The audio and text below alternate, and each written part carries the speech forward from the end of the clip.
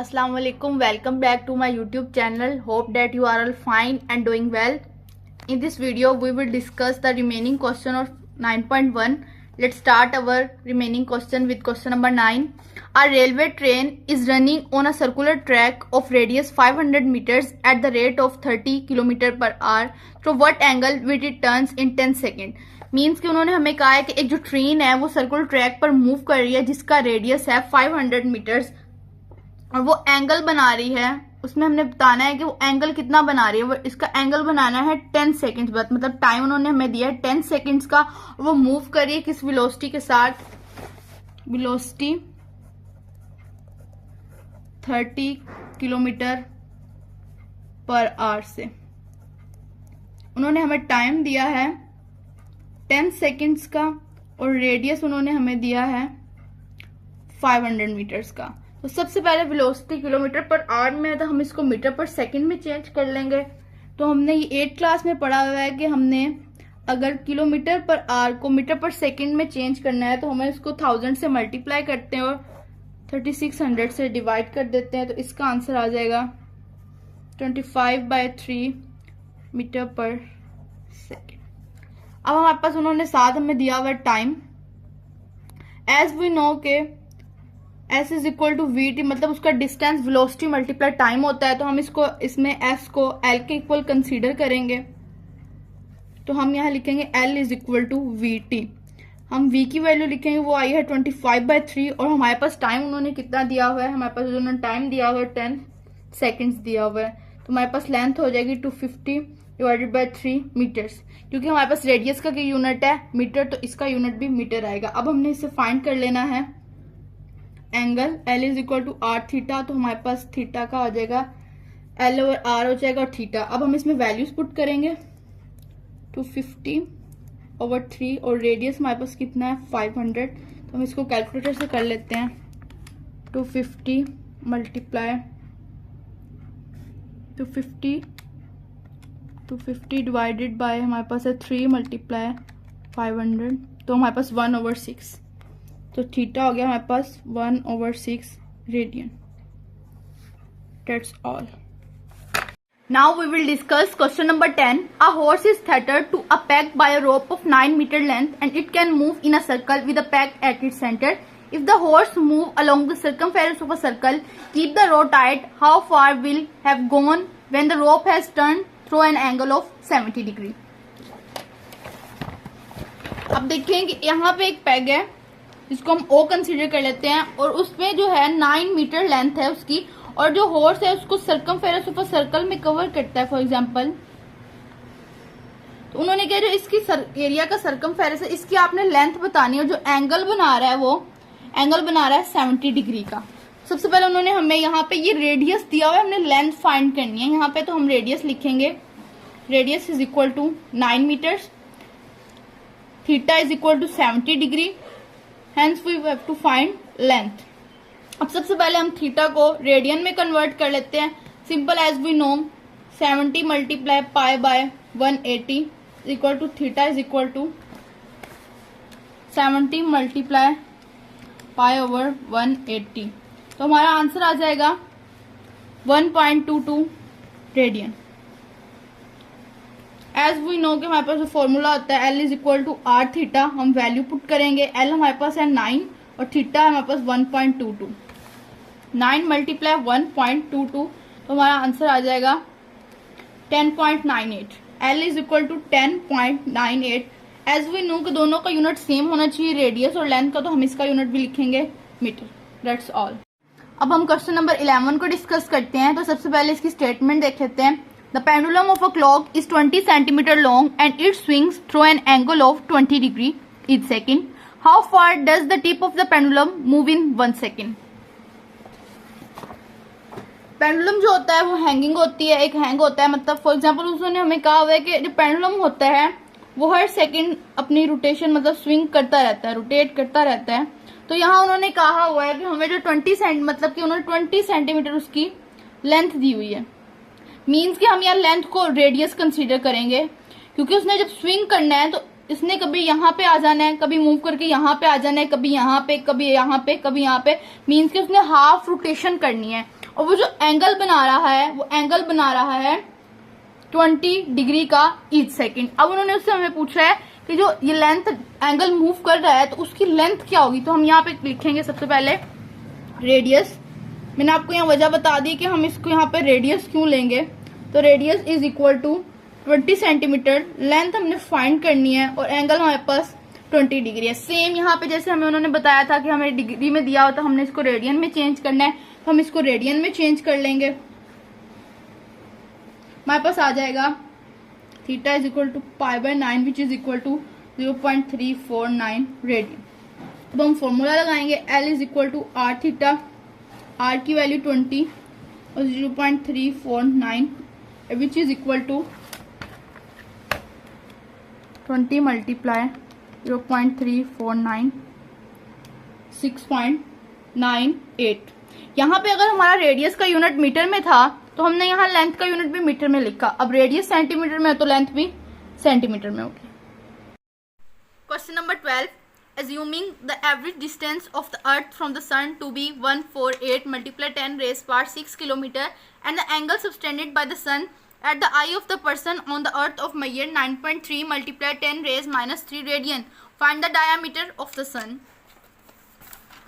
अब question number 12 में वो हमें कह रहे हैं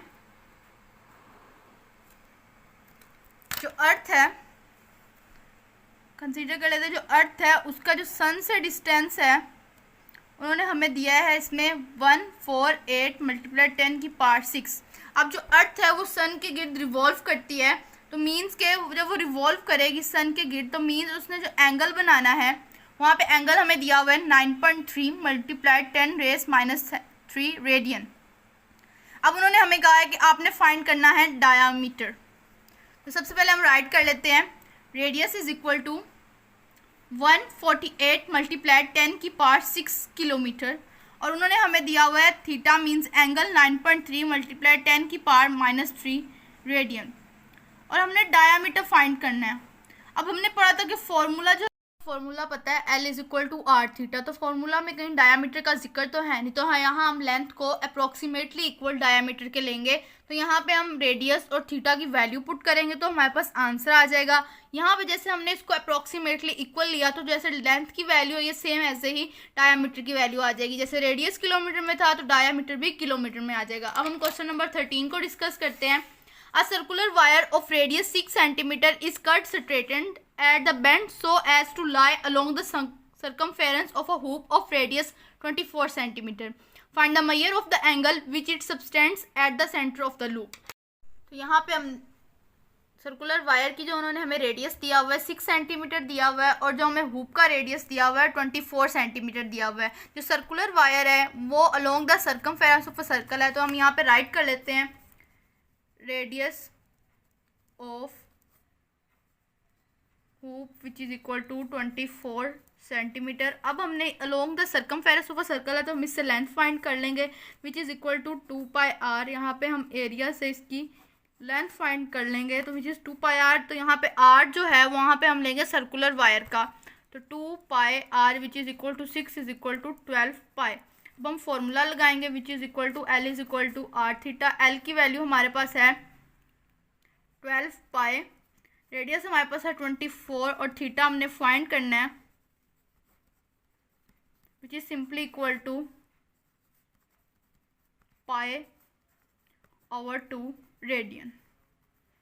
Now we will discuss question number 14. Show that the area of a sector of a circular region of radius r is equal to 1/2 r square theta, where theta is the circular measure of the central angle of the sector. Means यहाँ पे हमें उन्होंने दिया हुआ है question number 14 में।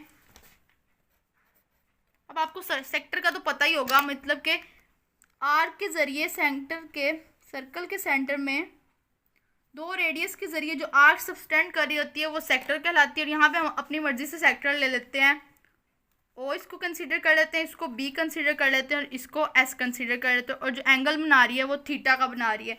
तो हम यहाँ लिखेंगे area of sector SOB which is equal to A, measure of central angle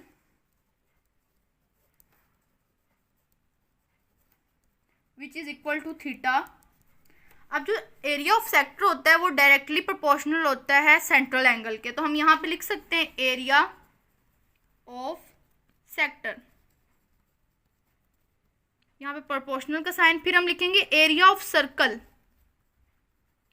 फिर हम लिखेंगे एंगल इन सेक्टर, और फिर angle in circle. Area of sector हमारे पास ए है, एरिया ऑफ सर्कल हमें पता होता है pi R square, angle in sector theta है, और जो हमने लिखना है एंगल इन सर्कल वो है 2 पाई।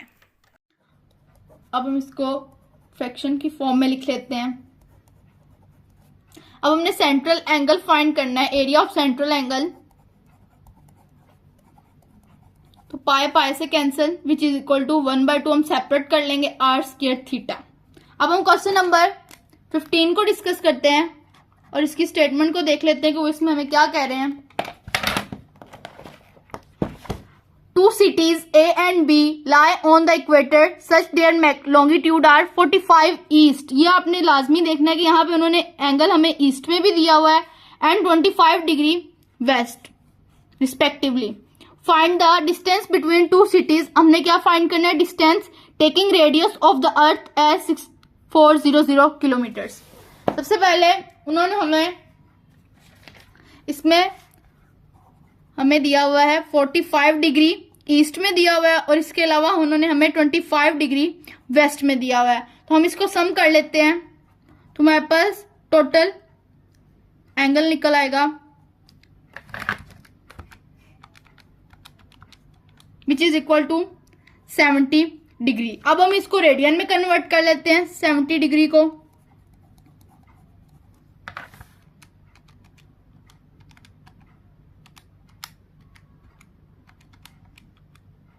Which equal to 7 पाई/18। अब एज वी नो, जैसे कि हमें उन्होंने रेडियस दिया हुआ है अर्थ का 6400 किलोमीटर्स,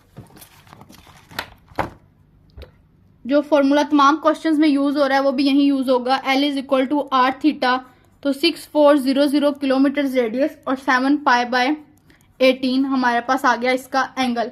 तो अब हम इसे मल्टीप्लाई कर लेते हैं,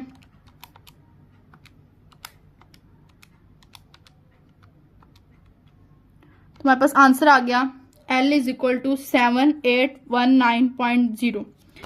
अब हम इसको ऐसे भी राइट कर सकते हैं 7819, तो यहाँ पे हमारे पास रेडियस किलोमीटर में है तो लेंथ भी किलोमीटर में आएगी। Now we will discuss question number 16. The moon subtends an angle of 0.5 degree at the eye of an observer on Earth. The distance of the moon from the Earth is 3.844 exponent power 5 kilometer approx. What is the length of the diameter of the moon? In question number 16, suppose it is an Earth. It is moon. तो उन्होंने हमें radius दिया हुआ है 3.844 10⁵ और जो पहले था हमारी जो अर्थ थी वो सन के गिर्द रिवॉल्व करती क्वेश्चन नंबर 12 में। अब क्वेश्चन नंबर 16 में जो अर्थ है, मून है, वो अर्थ के गिर्द रिवॉल्व करेगा, तो जो रेडियस है उसका 3.84 × 10⁵, तो उसके जरिए जो एंगल बन रहा है वो है 0.5 डिग्री। तो हम यहाँ राइट कर लेते हैं, हमारे पास थीटा 0.5 डिग्री, रेडियस है हमारे पास 3.844 एक्सपोनेंट पावर 5 और जो हमारे पास लेंथ हमने फाइंड करनी है, तो हम यहाँ लेंथ को अप्रोक्सीमेटली इक्वल डायमीटर लेंगे क्योंकि यहाँ हमें क्वेश्चन में उनको डायमीटर का कहा हुआ है। तो सबसे पहले हम थीटा को 0.5 डिग्री को रेडियन में कन्वर्ट कर लेते हैं, which is equal to 0.5 multiply 180 is equal to 8.72 exponent power -3। अब हम फॉर्मूला जानते हैं, अब इसमें हम वैल्यू पुट करेंगे 3.844 multiply 10⁵, 8.72 multiply 10⁻³ 3.844 exponent power 5, 8.72 exponent power -3 which is equal to 3351.9। R का यहाँ पे उन्होंने हमें यूनिट दिया हुआ है किलोमीटर, तो हम इसको भी किलोमीटर में राइट करेंगे। Now we will discuss question number 17. The angle subtended by the Earth at the eye of spaceman landed on the moon is 1 degree 54 minute. The radius of the earth is 64 kilometer. Find the approximate distance between the moon and the earth. सबसे पहले उन्होंने हमें यहाँ पे दिया हुआ है अर्थ और मून. सिंपल, ये तो हमें पता है कि मून का अर्थ से जो डिस्टेंस होता है वो 6400 किलोमीटर होता है. अब जो वो एंगल बना रही है मून अर्थ के साथ वो है 1 डिग्री 54 मिनट्स का. तो हमने यहाँ पे फाइंड करना है आर के मून का जो अर्थ से मतलब कि डिस्टेंस है, और लेकिन जो रेडियस ऑफ अर्थ दिया हुआ है हमें वो which is equal to 6400 kilometres. तो यहाँ पे हम डायामीटर निकाल सकते हैं रेडियस का, तो हम उसको 2r से मल्टीप्लाई कर देंगे which is equal to 2 multiply 6400 12800 kilometres. तो यहाँ हम L को अप्रोक्सीमेटली इक्वल डायामीटर के ले लेंगे. अब हमने फाइंड करना है थीटा को रेडियन में कन्वर्ट कर लेते हैं पहले.